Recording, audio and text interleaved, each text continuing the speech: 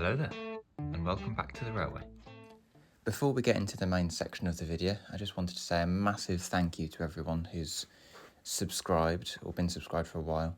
We have now passed over 200 subscribers, which is unbelievable considering it was 6 months ago that I only passed 100 subscribers, so doubled in that time.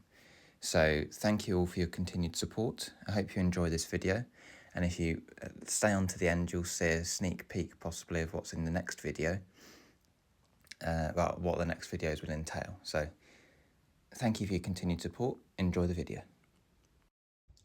I keep forgetting to film my progress, so I shall update you on everything I've been doing in the past few days and try and catch you up with everything that's been going on. As you can see over here, I know I said this would be in a future video. I hadn't anticipated it would be the very next episode, but as you can see, the engine shed Mark III is now under construction. So the idea is that there's going to be a roof on it that then, if I use that as a bit of a demonstration, the roof will sit on with a slight angle on, so it'll give me a nice half covered effect. This area here, there's going to be a doorway to then inside onto this area here, which will then have a little viewing gallery over the main engine shed, similar to the engine house at Kidderminster, the engine house on the Severn Valley Railway. The name of the station it's at eludes me at the moment, but I'll put an edit in and put the name of it above. But yeah, so this, as I said before in one of the earlier videos, this engine shed has taken inspiration from the engine house, as well as the engine shed at Toddington on the the Gloucestershire-Warwickshire Steam Railway. So I'll put pictures of both of those sheds up, just so you can see where the inspirations come from, as like with it being a six tracks going in, and then the more modern look that the engine house has.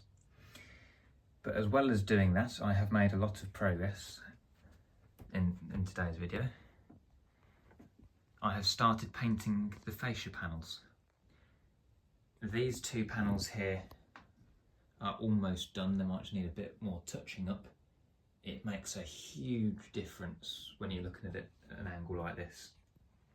It does really finish off the look of the front of the layout.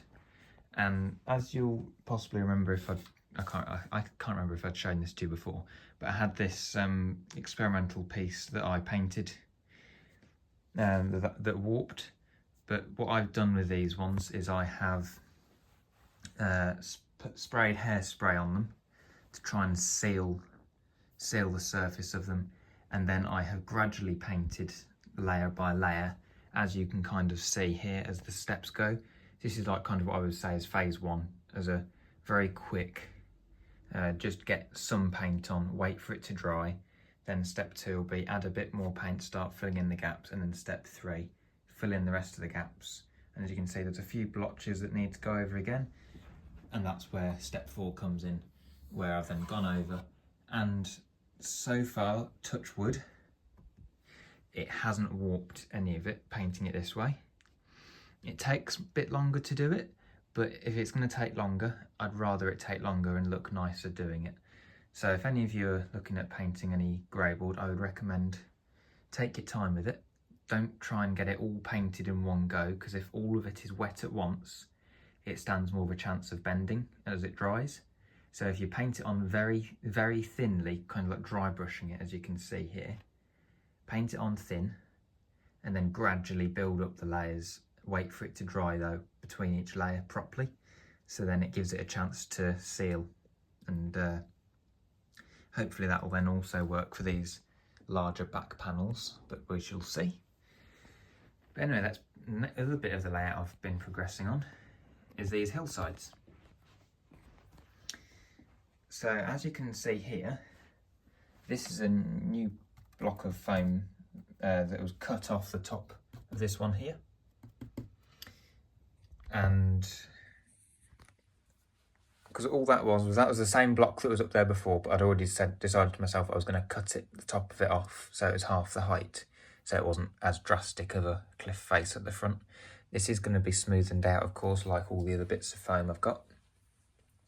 But it just gives you a general idea as now it's getting more of a smooth look to it now than it was before, with literally just the uncut blocks put in a pile. So as you can see as well, the kebab skewers, if I just zoom you in, the kebab skewers have gone in, securing this panel. There are also, for this top section, they go downwards into the foam, so it then has all of these pieces anchoring it through sideways into this bit of foam, and then the one on top just holds it all together, and then this bit of foam here is also has skewers going through that way. So that section at the back, if I just demonstrate there, that I can lift up, and that is all one piece. And that is the same as this section here now. So if I just move these bits off the top,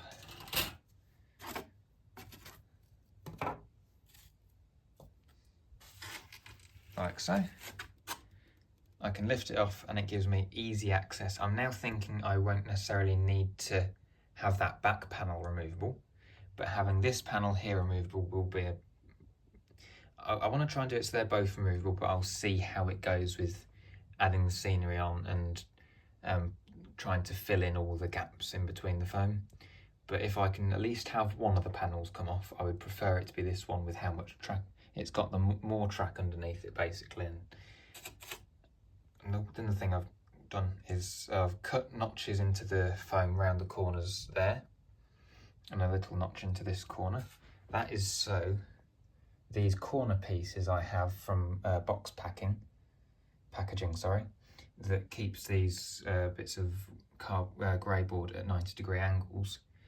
Those were pushing the foam outwards. So what it now allows me to do is, as you can see there, the foam sits perfectly around it, so it's nice and flush. This corner here gets filled in by these two bits of grey board that will eventually be in there. I think that might be the wrong order of which one goes where, but never mind. They go, again, roughly in that location. They'll be glued and painted. Painted and then glued in position, just like all the other bits are being painted gradually. This panel here I haven't started painting yet because I need to take it off to paint it, so as not to put any black paint on this lovely post. But yeah, the other big thing I've been doing today, as well as all the main hillsides and sticking the skewers through, sorry, not just today, this has been over the past week or so I've done all of these things. I have now, as I said, with this bit that was at the top of that hill, I have now started the work on the road, which I'm very happy with. So it worked out quite nicely that this section here, if I flip it upside down, just like magic, you can see that's where it came from. So it's then somewhere along, it came from that area, so I then used it and cut it, and then just rotated it, cut a little notch in that bit of foam. And as you can see, it sits in perfectly and keeps the nice same angle that I've been after. This piece I've then shaved down and cut a slight notch in that end. Added this piece on here, again, all just to try and have a nice smooth gradient up. And if I show you this from another angle, you can see that it's a nice smooth gradient as it goes up. So you're going up as the perspective of the car or any other vehicle. So it's a nice smooth gradient all the way up, not too steep, and then gets me to the desired height that I want, and you'll drive off into the sunset in that direction. But yeah, so I've been busy. I'll see if I get any more big bits of progress to go in this video. If not, then enjoy the running session that is about to commence. Thank you for watching. If you've enjoyed the video, don't forget to like the video, comment any suggestions, or just say hi. And if you haven't subscribed, please do. It's free. The button's just below. If you want to, you can be notified when my videos are put up by just clicking the bell icon next to the subscribe button. But yeah, thank you for watching. Enjoy the running session, and I'll see you in the next video. Goodbye.